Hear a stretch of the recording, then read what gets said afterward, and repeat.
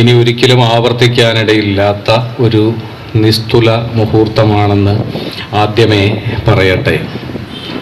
ഇതൊരു വെറും പറച്ചിലല്ല. കാരണം 1973 മഹാകവി കുമാരനാശാൻ്റെ ജന്മശതാബ്ദി ആഘോഷിക്കുന്നത് മലയാളികൾ. അന്ന് ഞാൻ ജനിച്ചിട്ടില്ല. അതിന് തൊട്ടടുത്ത വർഷമാണ് ജനിച്ചത് എന്നതുകൊണ്ട് ആ ആശാൻ ജന്മശതാബ്ദി ആഘോഷങ്ങളിൽ ഭാഗഭാക്കാവാൻ കഴിയാതിരുന്ന ഒരു നിർഭാഗ്യവാൻ എന്ന ഖേദം എനിക്കുണ്ടായിരുന്നു. പക്ഷെ ഈ വർഷങ്ങളിൽ 90കളിലും 2000-ന് ശേഷമുള്ള പുതിയ നൂറ്റാണ്ടിലും ജീവിച്ചിരുന്ന ഒരു മലയാളി എന്നതിനാൽ ആശാൻ കൃതികളുടെ എല്ലാ ആശാൻ കൃതികളുടെയും 2007 വീണപൂ തൊട്ട് ഇക്കഴിഞ്ഞ വർഷം 2022 ചണ്ഡാലഭിക്ഷയുടെയും ദുരവസ്ഥയുടെയും ശതാബ്ദി വായനകൾക്ക് പങ്കാളിയാവാനും സാക്ഷ്യം വഹിക്കാനും സാധിച്ചു എന്നതൊരു വലിയ സാംസ്കാരിക ധന്യതയാണ്. ഇനിയൊരു ശതാബ്ദി ആഘോഷത്തിൻ്റെ അവസരത്തിൽ ഞാനെന്നല്ല നമ്മൾ ആരും ഉണ്ടാവുകയും ഇല്ല. ഇതിനെക്കുറിച്ച് പറയുമ്പോൾ വളരെ രസകരമായ ഒരു കവിത ഓർമ്മ വരാറുണ്ട്. കത്സുമി തനാക്ക എന്ന് പറയുന്ന അത്ര പ്രസിദ്ധമൊന്നുമല്ലാത്ത ഒരു ജാപ്പനീസ് കവിയുടെ ഒരു കവിതയാണ്. 1910 ഹാലിയുടെ ധൂമകേതു എന്ന് പറയുന്ന ഒരു വിചിത്ര പ്രതിഭാസം ഭൂമിയുടെ ചക്രവാളത്തിലൂടെ, അന്തരീക്ഷത്തിലൂടെ, ആകാശത്തിലൂടെ കടന്നുപോയത്. ഈ കവിതയുടെ 2ാമത്തെ വരിയിൽ അദ്ദേഹം പറയും, അതിൻ്റെ അടുത്ത വർഷമാണ് ഞാൻ ആദ്യം പറഞ്ഞതുപോലെ ഞാൻ ജനിച്ചത്. അതുകൊണ്ട് ഹാലിയുടെ ധൂമകേതുവിനെ എനിക്ക് എൻ്റെ മനുഷ്യനേത്രങ്ങൾ കൊണ്ട് കാണാൻ സാധിച്ചിട്ടില്ല. വീണ്ടും ഈ ധൂമകേതു വരിക 76 വർഷവും 7 ദിവസവും കഴിഞ്ഞിട്ടാണ്. അപ്പോഴേക്ക് ഞാൻ മരിച്ചിട്ടുണ്ടാവും എന്നതുപോലെ ഈ കവിതയുടെ അവസാനവും വളരെ രസകരമാണ്. എൻ്റെ ഏറ്റവും നല്ല സുഹൃത്ത് എൻ്റെ മരണശേഷമാണ് പിറവി കൊള്ളുക. എൻ്റെ ഏറ്റവും പ്രിയപ്പെട്ടവൾ, എൻ്റെ കാമുകി, ഞാൻ ജനിക്കുന്നതിന് മുൻപ് തന്നെ മരിച്ചുപോയി എന്നൊക്കെ പറഞ്ഞുകൊണ്ട് മനുഷ്യാവസ്ഥയെക്കുറിച്ചുള്ളൊരു കവിത കൂടിയാണ്. ഹാലിയുടെ ധൂമകേതുവിനെ കുറിച്ചുള്ള കവിതയല്ല. ഞാൻ ആദ്യം പേര് സൂചിപ്പിച്ച കത്സുമി തനാക്ക എന്ന കവിയുടെ ചാൻസ് എൻകൗണ്ടർ എന്നാണ് ആ കവിതയുടെ പേര്. ഇത്തരത്തിലൊരു ചാൻസ് എൻകൗണ്ടറാണ്, യാദൃച്ഛികമായ കണ്ടുമുട്ടലാണ് ആശാൻ കവിതയുടെ ശതാബ്ദി ആഘോഷങ്ങളും ഇപ്പോൾ കേരളത്തിൽ ജീവിച്ചിരിക്കുന്ന കവിതാ വായനക്കാരായ മലയാളികൾക്കുമിടയിൽ സംഭവിച്ചുകൊണ്ടിരിക്കുന്നത്. ഇപ്പോഴിത് ആശാന്റെ 150-ാം ജന്മവർഷത്തിൽ നമ്മൾ എത്തി നിൽക്കുന്നു. അടുത്ത വർഷം ആശാന്റെ ചരമശതാബ്ദിയിലും നമ്മൾ ഭാഗഭാക്കുകളായേക്കും. ഇത്തരത്തിൽ വലിയൊരു സാംസ്കാരിക ധന്യതയുടെ, ഇനി ഒരിക്കലും ആവർത്തിക്കാനിടയില്ലാത്ത സാംസ്കാരിക ധന്യതയുടെ അവസരമാണ് ഇത്. ഇവിടെ സ്വാഗത പ്രസംഗകൻ ഈ സ്ഥലത്തിൻ്റെ, ഈ കായലോരത്തിൻ്റെ, ഈ മൈതാനത്തിൻ്റെ ചരിത്ര പ്രാധാന്യത്തെ പറ്റി പറഞ്ഞു. ആശാനെ പറ്റി പറയുമ്പോൾ തീർത്തും സംഗതമായ മറ്റൊരു കാര്യം കൂടിയുണ്ട്.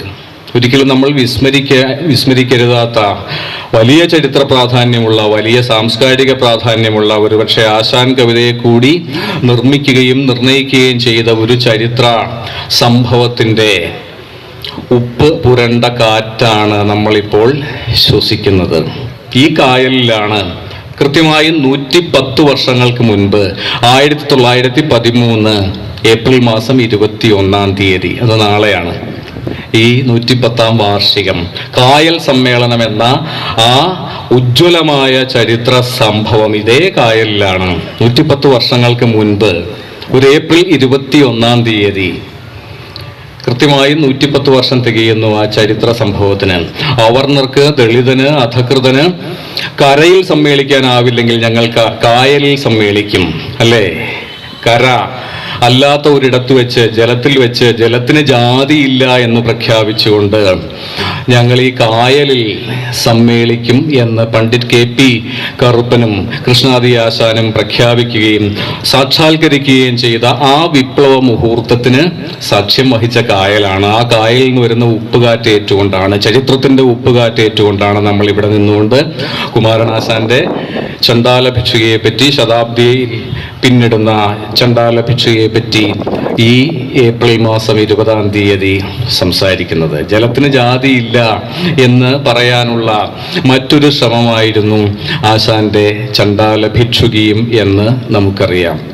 ഏതാണ്ട് ഇതേ വിധത്തിലൊരു സംഭവം, ഒരു ചരിത്ര സംഭവം, വലിയ ചരിത്ര പ്രാധാന്യമുള്ള ഒരു സംഭവം ഇതിനുശേഷം 5 വർഷങ്ങൾക്ക് ശേഷം, ചണ്ഡാല ഭിക്ഷുകി എഴുതപ്പെടുന്നതിന് 5 വർഷങ്ങൾക്ക് ശേഷവും നടക്കുന്നുണ്ട് ഇന്ത്യയിൽ. മഹാരാഷ്ട്രയിൽ മഹദ് എന്ന സ്ഥലത്ത് മഹദ് ലേക്ക് എന്നറിയപ്പെട്ടിരുന്ന വലിയൊരു തടാകം, ഒരു പൊതു തടാകം, ഒരു പൊതു ജലാശയം, അവിടെ നിന്ന് ജലമെടുക്കാനും കുടിക്കാനുമുള്ള അവകാശം അവർണർക്ക് മാത്രം, ദളിതർക്ക് മാത്രം നിഷേധിക്കപ്പെടുന്നു.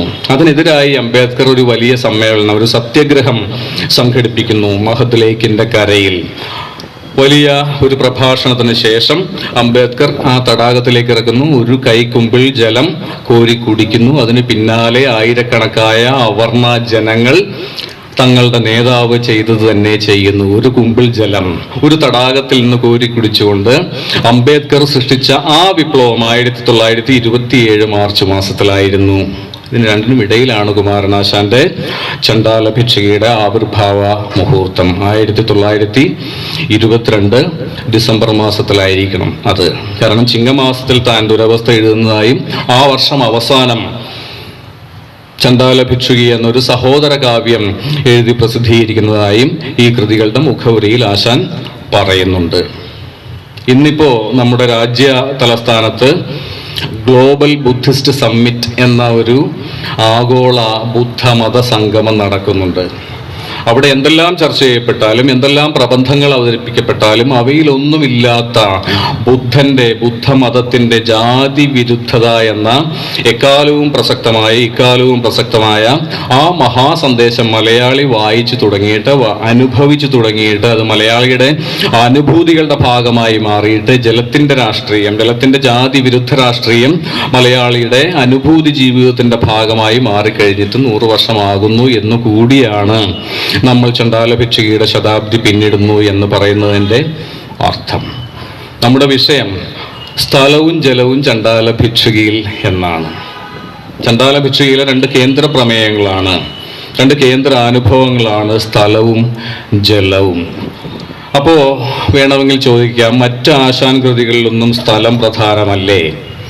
ആണ്, തീർച്ചയായും ആണ്. ലീലയിൽ ആണ്. നല്ല ഹൈമവത ഭൂവിൽ എന്നാരംഭിക്കുന്ന നളിനിയിൽ സ്ഥലം പ്രധാനമാണ്. ചിന്താവിഷ്ടയായ സീതയിൽ, ഉടജാന്തവാടിയിൽ ആരംഭിച്ച് അയോധ്യയോളം നീളുന്ന ഒരു വിചാര പരിക്രമണം പ്രമേയമാകുന്ന ചിന്താവിഷ്ടയായ സീതയിലും സ്ഥലം സന്നിഹിതമാണ്. പക്ഷെ ചണ്ഡാല ഭിക്ഷുകിയിലേക്ക് വരുമ്പോൾ 4 ഖണ്ഡങ്ങളായി തിരിയുന്ന ചണ്ഡാല ഭിക്ഷുകിയുടെ ഓരോ ഖണ്ഡത്തിനും ഒരു സ്ഥല പശ്ചാത്തലമുണ്ട്. അത് വെറും സ്ഥലമല്ല താനും, അത് ജാതിയുടെ സ്ഥലമാണ്, ജാതി രഹിതമായ ഇടമാണ്. ജാതിയുടെ വേനൽ ഗ്രസിച്ച ഒരു സ്ഥലത്ത് നിന്ന് ജാതിബാധ ഏൽക്കാത്ത ഒരു ബുദ്ധമത സങ്കേതത്തിലേക്ക് ആശാനെ തന്നെ ഉദ്ധരിക്കുകയാണെങ്കിൽ, വിദിത സമസ്നേഹ രാജ്യലക്ഷ്മി സദനമിത് ആർക്കും തറവാടല്ലോ എന്ന വിധത്തിൽ സമത്വവും സാഹോദര്യവും ജാതിയുടെ നിശേഷമായ അഭാവത്താലുള്ള ശാന്തിയും സാഹോദര്യവും പുലരുന്ന ഒരിടത്തിലേക്കുള്ള എത്തിച്ചേരലിന്റെ കാവ്യമാണ്. സ്ഥലത്തിലൂടെയുള്ള ഒരു സഞ്ചാരത്തിന്റെ, ഒരു സാംസ്കാരിക സഞ്ചാരത്തിന്റെ, ഒരു ആത്മീയ യാത്രയുടെ, ഒരു പ്രണയ സഞ്ചാരത്തിന്റെ കഥയാണ് ചണ്ഡാല ഭിക്ഷുകി. നമ്മൾ ഇതുപോലുള്ള വേനൽ പകലുകളിലാണ് ചണ്ഡാല ഭിക്ഷുകി പോലൊരു കൃതി ചർച്ച ചെയ്യേണ്ടത്, വായിക്കേണ്ടത്. കാരണം വേനലിൻ്റെ അതിഗംഭീരമായ പശ്ചാത്തലമുണ്ട് ചണ്ഡാല ഭിക്ഷുകിയുടെ ആദ്യ ഖണ്ഡത്തിന്. വേനലാണല്ലോ ജലത്തെ അത്രമേൽ അമൂല്യമാക്കുകയും ദാഹമെന്നത് ഏറ്റവും തീവ്രമായ ഒരു മനുഷ്യാനുഭവമാക്കി മാറ്റുകയും ചെയ്യുക. ഇത്തരം ഒരു വേനലിന്റെ പശ്ചാത്തലത്തിലാണ് ചണ്ഡാല ഭിക്ഷുകിയും ആരംഭിക്കുക. വൻമരുവൊത്തൊരു വിച്ഛായമായ വെളിസ്ഥലത്തിൽ, മരുഭൂമിയല്ല പക്ഷെ മരുഭൂമി എന്ന് തോന്നിക്കുന്ന വിച്ഛായമായ ഒരു തണൽ പോലും ഇല്ലാത്ത ഒരിടത്ത്, പണ്ട് ഉത്തര ഹിന്ദുസ്ഥാനത്തിൽ വൻപുകൾ കൊണ്ട ശ്രാവസ്തിക്കടുത്തൊരു ഊരിൽ 2500 ആണ്ടോളമായി വെയിൽ കൊണ്ടെങ്ങും വാകകൾ പൂക്കും നാളിൽ. ഇപ്പോൾ നമ്മൾ കേരളത്തിൽ അനുഭവിക്കുന്ന അത്യുഷ്ണത്തിൻ്റെ ഈ വേനലിനെ രൂപകാർത്ഥമുള്ള വലിയ അധികാർത്ഥങ്ങളുള്ള ഒരു സ്ഥലചിത്രമാക്കി മാറ്റുകയാണ് ആശാൻ. കാരണം അത് ജാതിയുടെ വേനൽ ആകുന്നു. ആ വൻമരുകൊത്ത വിച്ഛായമായ വെളിസ്ഥലത്തിൻ്റെ നടുവിൽ ആശാൻ ഒരു പേരാൽ നമ്മെ കാണിച്ചു തരും. അതിൽ ഘോരാതപം ഭയന്നൊട്ടേറെ പക്ഷികൾ സ്വൈരം ശരണമണഞ്ഞിരുന്നു എന്ന മട്ടിൽ ആ ബുദ്ധവൃക്ഷത്തെ, അല്ലെ, പേരാൾ എന്ന് പറയുന്ന ഒരു ബുദ്ധവൃക്ഷമാണ്, ആ ബുദ്ധവൃക്ഷത്തെ ശരണമണഞ്ഞിരുന്ന പക്ഷികളെ കാണിച്ചു തരും. ചൂടാൽ തൊണ്ട വരണ്ട് പാടാൻ മറന്നിരിക്കുന്ന ആ പക്ഷികളെ കാണിച്ചു തരും. എന്തിന്, ദാഹിച്ചു വലഞ്ഞ് ഇര തേടാൻ പോലും മറന്നിരിക്കുന്ന ആ പക്ഷികളെ കാണിച്ചു തരും. അവിടേക്കൊരു ബുദ്ധ ഭിക്ഷു ഒറ്റ ചിറകയിലും ദേവത പോലെ കടന്നു വരുന്നത് കാണിച്ചു തരും. അവിടെയെല്ലാം വലിയ ശ്രദ്ധ ആവശ്യപ്പെടുന്ന ഒരു കൃതിയാണ്. ഭാഷയിൽ ശ്രദ്ധിച്ചുകൊണ്ടുള്ള, കാവ്യഭാഷയിൽ പൂർണ്ണ ശ്രദ്ധയും അർപ്പിച്ചുകൊണ്ടുള്ള വായന ആവശ്യപ്പെടുന്ന ഒരു കൃതിയാണ് ചണ്ഡാല ഭിക്ഷുകി.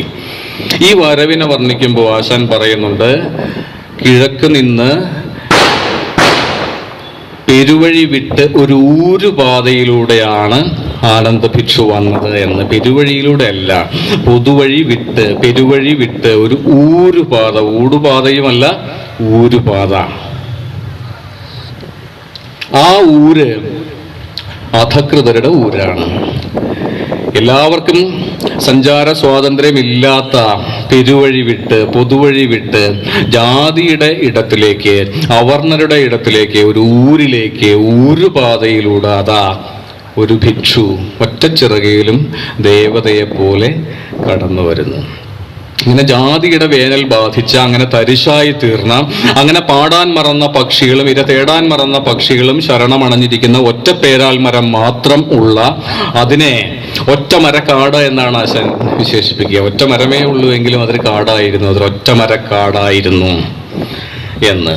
ഇങ്ങനെ ജാതിയുടെ തരിശിന് നടുവിൽ ബുദ്ധൻ എങ്ങനെ, ബുദ്ധന്റെ ആശയങ്ങളും ആദർശങ്ങളും എങ്ങനെ ഒരു തണലായി, ഒരു ബൃഹത്തായ ഒരു തണലായി, ഭൂരിശാഖാഗ്രത്താൽ വിണ്ണും മേടിൻ ചാർത്താൽ പാരും നിറഞ്ഞു നിൽക്കുന്ന ഒരു മഹാവൃക്ഷമായി എങ്ങനെ ബുദ്ധ സാന്നിധ്യം ജാതിയുടെ തരിശിന് നടുവിൽ മാറുന്നു എന്ന് കാണിച്ചു തന്നുകൊണ്ടാണ് ആശാൻ ചണ്ഡാല ഭിക്ഷുകിയുടെ ആദ്യ ഖണ്ഡം കുറിക്കുക.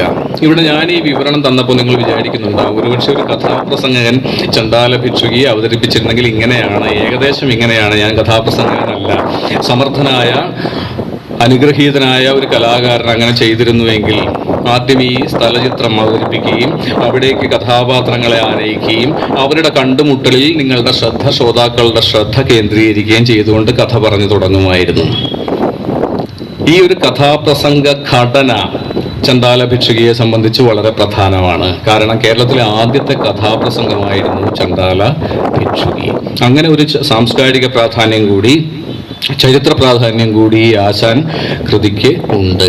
അന്ന് കഥാപ്രസംഗത്തിന്റെ പേര് കഥാകാലക്ഷേപം എന്നായിരുന്നു. കഥാകാലക്ഷേപം എന്ന കലാരൂപത്തിൽ പ്രവീണനായ സത്യദേവൻ എന്ന ഒരു ചെറുപ്പക്കാരന് വേണ്ടി കഥാകാലക്ഷേപ രൂപത്തിൽ അഥവാ കഥാപ്രസംഗ രൂപത്തിൽ അവതരിപ്പിക്കുന്നതിന് വേണ്ടി, അതിനുവേണ്ടി ആ സ്വദേശീയതയോടുകൂടി ആശാൻ എഴുതി കൊടുത്ത കൃതിയായിരുന്നു ചണ്ഡാല ഭിക്ഷുകി. അതുകൊണ്ടാണ് ഈ രംഗസജ്ജീകരണവും അവിടേക്ക് കടന്നു വരുന്ന കഥാപാത്രങ്ങളെ അല്പസമയം പിന്നണിയിൽ നിർത്തിക്കൊണ്ട്, അല്ലെങ്കിൽ തിരശ്ശീലയ്ക്ക് പിന്നിൽ നിർത്തിക്കൊണ്ട് അവരെ ഈ രംഗത്തിലേക്ക് പ്രവേശിപ്പിക്കുന്ന തരത്തിലുള്ള ഈ ഘടന, നമ്മൾ ഇന്നോളം കഥാപ്രസംഗങ്ങൾ, എല്ലാ കഥാപ്രസംഗങ്ങളിലും കണ്ടു പഴകിയിട്ടുള്ള ആ ഘടന, അതിൻ്റെ ആദ്യ മാതൃക സൃഷ്ടിച്ചത് കുമാരനാശാനായിരുന്നു. ഈ കഥാപ്രസംഗമായി അവതരിപ്പിച്ചുകൊണ്ട്, കഥാകാലക്ഷേപമായി അവതരിപ്പിച്ചുകൊണ്ട് കേരളത്തിലെ ആദ്യത്തെ കഥാപ്രസംഗകനായി മാറിയതും സത്യദേവൻ എന്ന ഞാനിവിടെ പേര് സൂചിപ്പിച്ച ചെറുപ്പക്കാരനായിരുന്നു. ഈ കൃതി എഴുതി കൊടുത്തിട്ട് സത്യദേവനോട് ആശാൻ പറയുന്നുണ്ട്, ഈ കൃതി കേരളത്തിലെ ഗ്രാമാന്തരങ്ങളിൽ പോയി പറയൂ, ഇത് ഉൾക്കൊള്ളുന്ന സന്ദേശം ജനഹൃദയങ്ങളിൽ പതിയട്ടെ, ചിരസ്ഥായിയായ ഒരു മുദ്രയായി മാറട്ടെ എന്ന്. ഇങ്ങനെ വലിയ സോദ്ദേശ്യതയോടുകൂടി ജാതി വിരുദ്ധതയുടെ സന്ദേശം കഥാപ്രസംഗ രൂപത്തിൽ കൂടി ജനങ്ങളിലേക്ക് എത്തിക്കുന്നതിന് വേണ്ടി ഇതൊരു ജനകീയ കാവ്യമായി തീരണം, ജനങ്ങൾ ഇഷ്ടപ്പെടുകയും ഹൃദിസ്ഥമാക്കുകയും പാടി നടക്കുകയും ചെയ്യുന്ന ഒരു കാവ്യമായി തീരണമെന്ന വലിയ സാംസ്കാരിക ലക്ഷ്യത്തോടു കൂടി എഴുതപ്പെട്ട ഒരു കൃതി കൂടിയാണ് ചണ്ഡാല ഭിക്ഷുകി. ഒരുപക്ഷെ ആശാൻ കൃതികളുടെ കൂട്ടത്തിൽ ഏറ്റവും ജനകീയമെന്ന് പറയാവുന്നത് ചണ്ഡാല ഭിക്ഷുകിയായിരിക്കും. ഇതിനെപ്പറ്റി ആശാന്റെ ശ്യാലൻ എന്ന് പറഞ്ഞാൽ ഈ കാലത്ത് നമ്മൾക്ക് പരിചയമില്ലാത്തൊരു വാക്കാണ്. ഭാര്യ സഹോദരൻ എഴുതിയ ഒരു ഓർമ്മക്കുറിപ്പിൽ പറയുന്നുണ്ട്, അക്കാലത്ത് തന്നെ അതിൻ്റെ ആവിർഭാവ കാലഘട്ടത്തിൽ തന്നെ ചണ്ഡാല ഭിക്ഷുകി പൂർണ്ണമായും ഭാഗികമായും ഹൃദയസ്ഥമായിരുന്ന ആളുകൾ, അത് സ്വയം ചൊല്ലി രസിച്ചിരുന്ന ആളുകൾ അനവധിയായിരുന്നു കേരളത്തിൽ എന്ന്. അതിപ്പോഴും ഇവിടെ ഇരിക്കുന്ന എല്ലാവർക്കും ചണ്ഡാല ഭിക്ഷയിലെ ഏതാനും ചില വരികളെങ്കിലും ഓർത്തു ചൊല്ലാൻ സാധിക്കും. ജാതി ചോദിക്കുന്നില്ല ഞാൻ സോദരി, ചോദിക്കുന്നു നീർ നാവു വരണ്ടഹോ എന്നെങ്കിലും. ദാഹിക്കുന്നു ഭഗിനി കൃപാരസമോഹനം കുളിർ തണ്ണീരിതാശു നീ ഓമലേ തരുതെല്ല് എന്നെങ്കിലും. ഓർമ്മയിൽ നിന്ന് ഉദ്ധരിക്കാനാവുന്നവരാണ്, അങ്ങനെ ആകുന്നവൻ്റെയും ആകുന്നവളുടെയും പേരാണ് മലയാളി എന്നത്. ഈ 100 വർഷക്കാലത്തിനിടയിൽ അതിന് വലിയ വ്യത്യാസമൊന്നും വന്നിട്ടില്ല. ഈ കഴിഞ്ഞ ദിവസമാണ് എൻ്റെ ഒരു സുഹൃത്ത് പറയുന്നത്, ഓർമ്മ നഷ്ടപ്പെട്ട അദ്ദേഹത്തിൻ്റെ ഒരു മുത്തശ്ശി, ധാരാളം കവിതകൾ ഹൃദയസ്ഥമായിരുന്ന ഒരു മുത്തശ്ശി, ഒന്ന് ചൊല്ലി തുടങ്ങിയാൽ ചണ്ഡാല ഭിക്ഷയിലെ വരികൾ ഇങ്ങനെ അനർഗളമായി ഇപ്പോഴും ചൊല്ലും. മറ്റൊരു കാര്യവും അവർക്ക് ഓർമ്മയില്ല. പക്ഷെ ചണ്ഡാല ഭിക്ഷയിലെ വരികൾ ആ സ്മൃതിനാശം സംഭവിച്ച മുത്തശ്ശിക്കിപ്പോഴും നല്ലപോലെ ഓർക്കാനും ഓർത്തു ചൊല്ലാനും സാധിക്കും. ഇത്തരമൊരു ഹൃദിസ്ഥതയുടെ കാവ്യം കൂടിയാണ്. മലയാളി ഏറ്റവും അധികം ഓർമ്മയിൽ സൂക്ഷിക്കുന്ന ഒരു സാംസ്കാരിക സ്മൃതിരേഖയുടെ കൂടി പേരാണ് ചണ്ഡാല ഭിക്ഷുകി എന്നത്.